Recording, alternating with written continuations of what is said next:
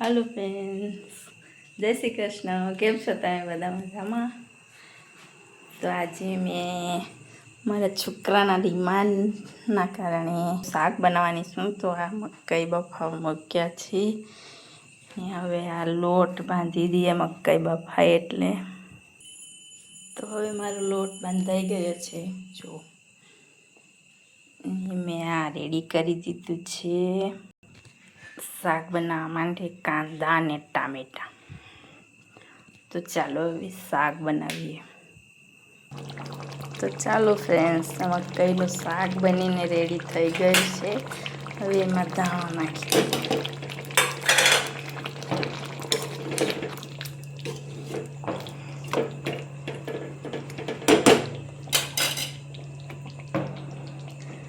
મકાઈનું શાક થાય એટલી વારમાં મારી રોટલી પણ અડધી બની ગઈ છે. જુઓ,